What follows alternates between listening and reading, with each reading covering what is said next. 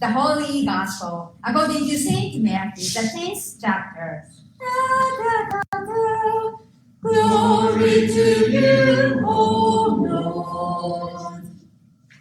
So when Jesus sent his disciples out as missionaries, he warns them of the persecution and hardship they will face. That was last Sunday's reading. So he ends with this part of the reading today. He also promises to reward and blessing any who aid his followers and support their ministry. A reading from Matthew. Jesus said to the 12, whoever welcomes you, welcomes me. And whoever welcomes me, welcomes the one who sent me.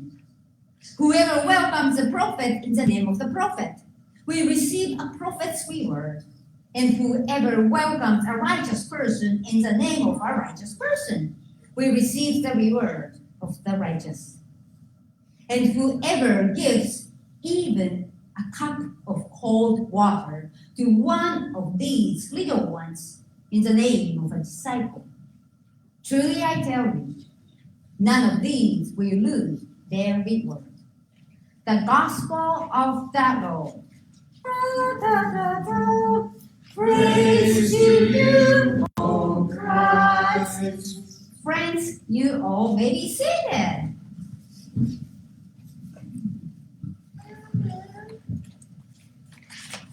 Let's see if I can find my old sheet of papers. They're all other things. Oh, here it is. Author. I have 2 sermons. Which one shall I do?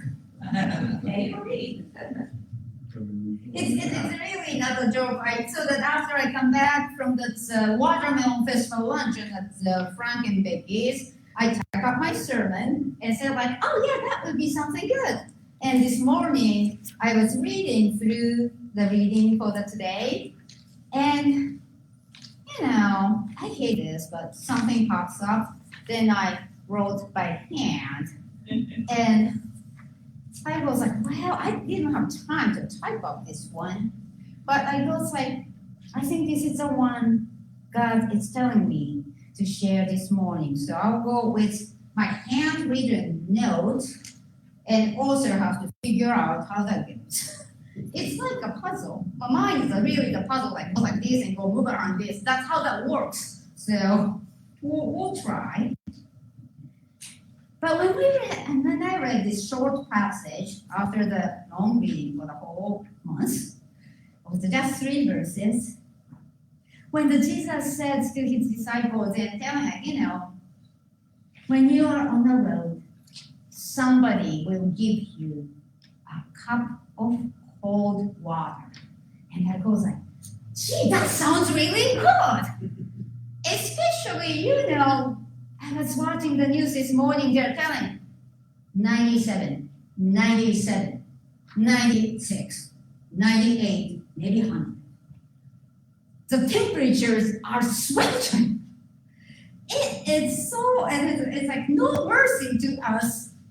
So the cup of cold water, or maybe the cup of iced tea, or better yet, chunk of watermelons. Oh God, that sounds really good to me. So in today's reading of the 3 short verses, there is the one specific word was repeated 6 times. Did you catch it, the word which repeated 6 times in these short 3 verses? What did you say? It's in the gospel reading on the 3, only the 3 verses today. Reward was there, but I don't think it's get to 6.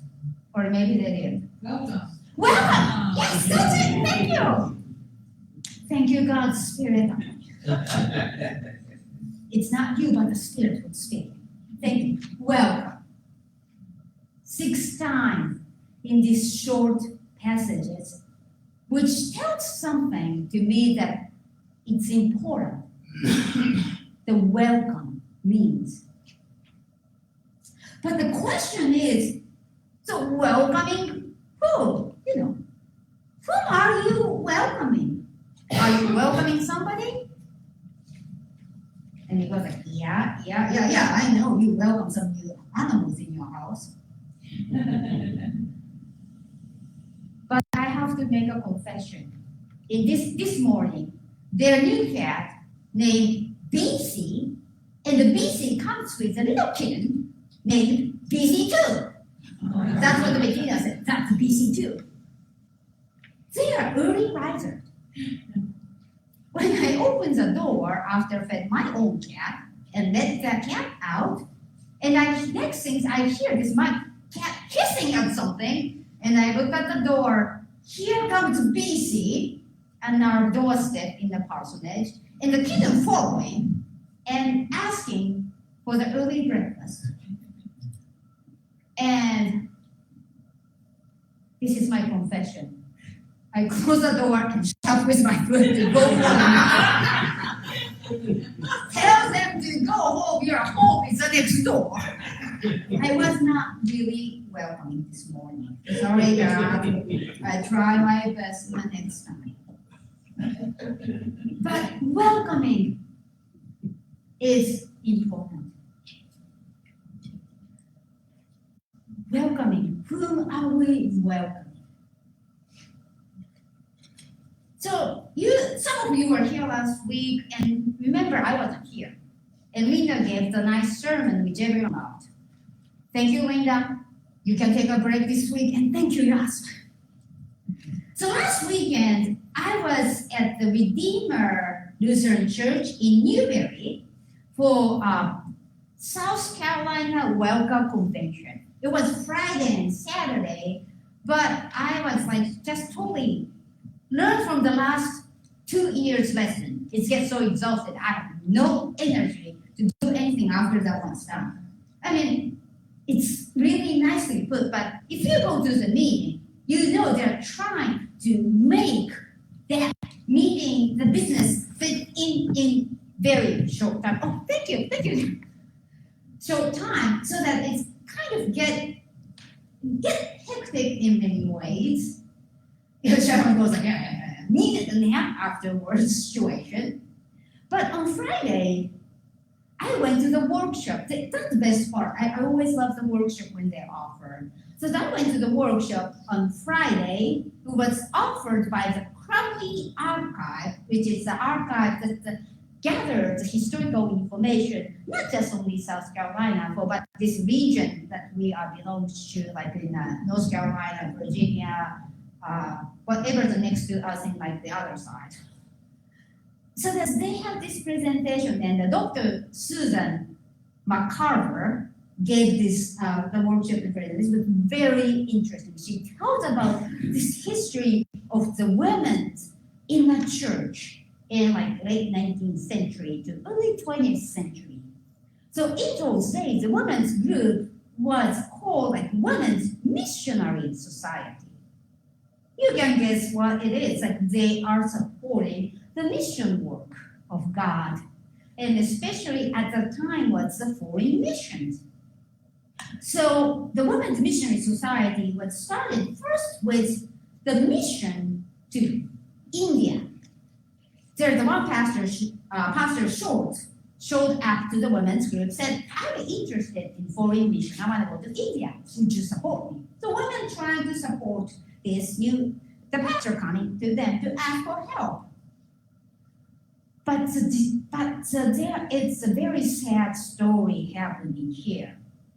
Pastor Schultz went to India. I don't know what was the reason. Maybe it was hard. I don't know. He decided to drop out from the Lutheran church and join the Presbyterian church.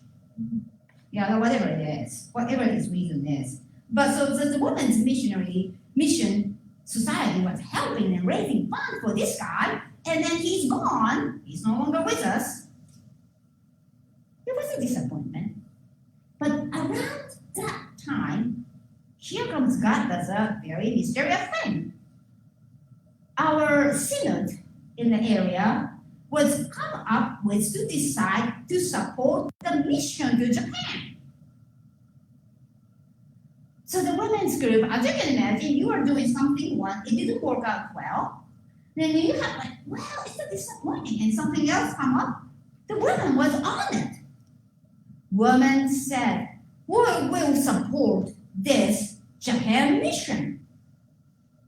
So Dr. Susan tells that this women's group in all over in South Carolina, whether it's a Columbia or it's a small town and rural churches, and in those emerging towns in South Carolina, those Lutheran women get together and to raise money for this Japan mission.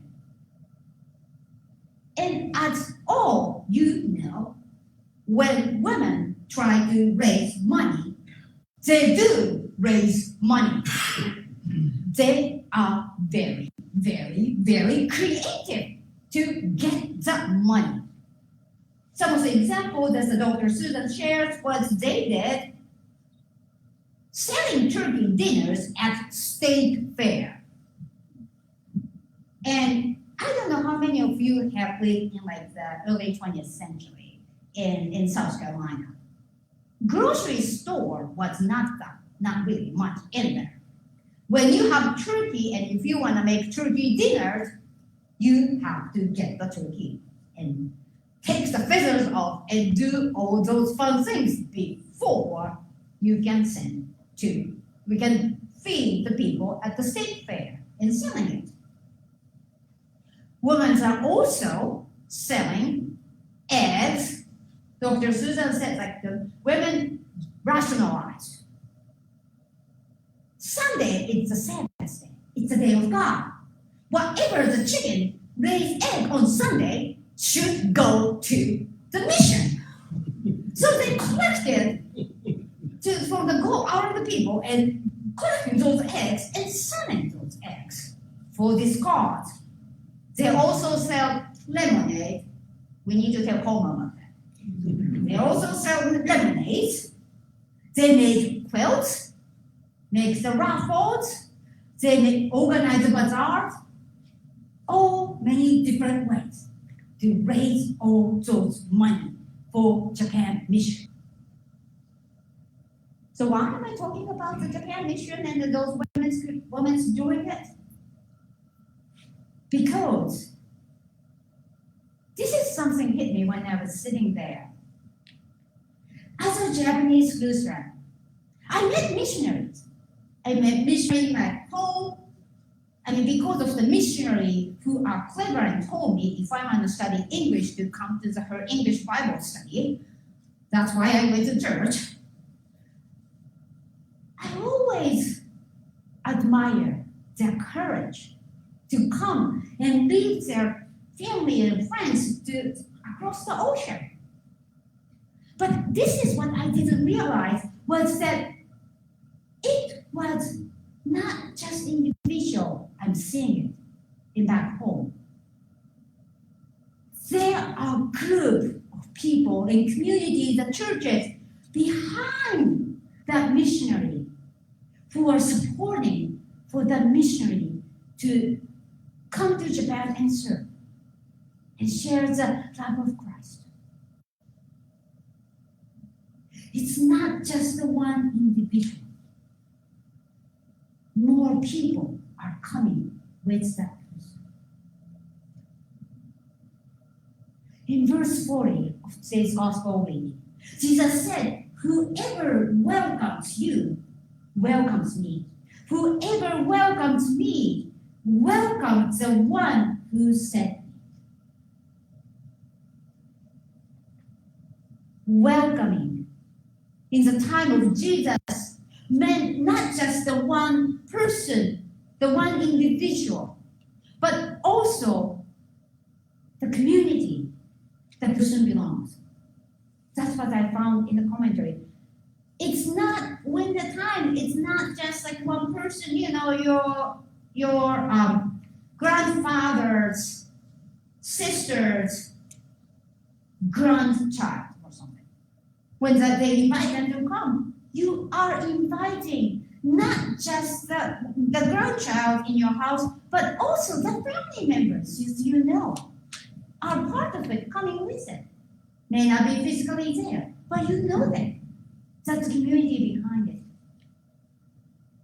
If you have a chance to go, if you have gone to those like the assemblies, or when the bishops or the synod staff come and visit the congregations or anywhere else, they always start with these greetings you may have heard before.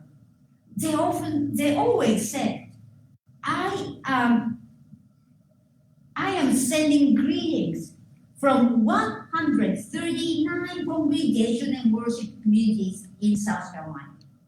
They tell that they are being here representing not just themselves or the synod staff, but all the congregations in South Carolina. So when we welcome someone, we are welcoming their families. We are welcoming the community they belong to. And we are also welcoming Christ behind that person.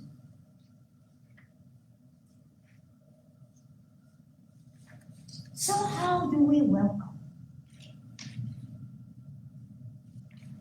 We have a good opportunity coming up this Wednesday. How that works? Thanks, God. This Wednesday, as I mentioned in the announcement, that we are going to welcome Missionary Megan and Missionary T in our parish. When they come to our place for lunch and conversation, I hope you will remember that we are also welcoming the people and the community they are serving in Tokyo. And we are also welcoming the communities who are supporting them to do this God's work. And I'll stretch further. We are also welcoming the generations of Lutherans who supported the mission in Japan. And of course, as Jesus said, we welcome Christ in our midst. And that may give you a little pressure to the lady who's preparing in the St. Nicholas. But don't worry. Jesus comes in our presence with the blessing. Because he was good at partying. Whenever he was there, people gathered, people had a good time. When we welcome Christ, not just only have a good time with the blessings, we also experience this Christ connecting us to deeper relationship to one another. And always remember, when we welcome somebody, we welcome Christ. Christ bless our table.